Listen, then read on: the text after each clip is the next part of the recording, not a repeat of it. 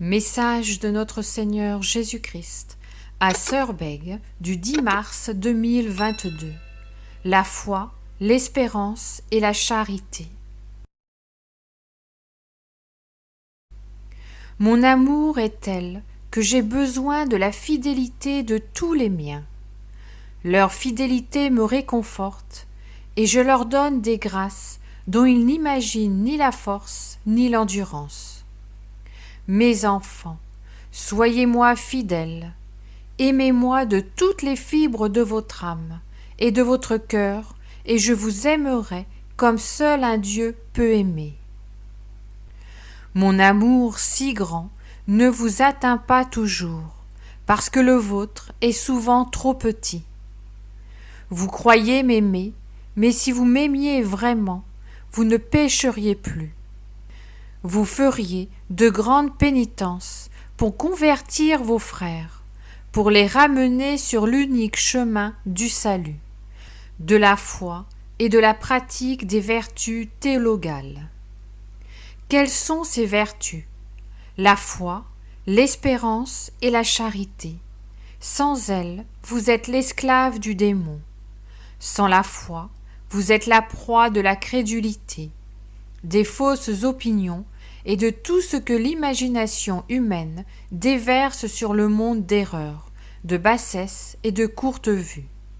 Sans l'espérance, vous vous sentez sans avenir et vous vous rabattez sur toutes sortes de compensations matérielles, l'argent, les plaisirs et les égoïsmes. Et enfin, sans la charité, la plus grande de toutes les vertus, vous êtes à l'inverse de ce que Dieu attend de ses enfants bien-aimés, et vous êtes l'esclave du démon. Je vous offre, mes très chers enfants, par les paroles que je profère, un approfondissement de votre foi, de votre connaissance des évangiles, et je vous raffermis dans l'actualité. Chaque époque a ses particularités, et les temps actuels sont parmi les plus dangereux, parce qu'il n'y a plus de frontières. Chaque partie du monde est accessible en quelques heures par les moyens de communication matérielle et en quelques secondes par les moyens virtuels. Vous en profitez, mais vous en abusez aussi. Et cet abus vous détourne de la foi, de l'espérance et de la charité. Vous vous croyez libre, mais vous êtes enchaîné. Vous vous croyez compétent, mais vous êtes abruti. Vous vous croyez plein d'avenir, mais vous sombrez. C'est pour vous sauver que j'ai décidé que le moment était venu de nettoyer la terre de tout ce qui la pollue, les mauvaises pensées comme les mauvais outils. Vous allez connaître d'abord de nombreuses cyberattaques avant que des éruptions solaires exceptionnelles ne déstabilisent vos satellites artificiels. Ce sera un désastre pour votre économie et pour vos communications, car votre dépendance à l'égard de ces moyens est totale.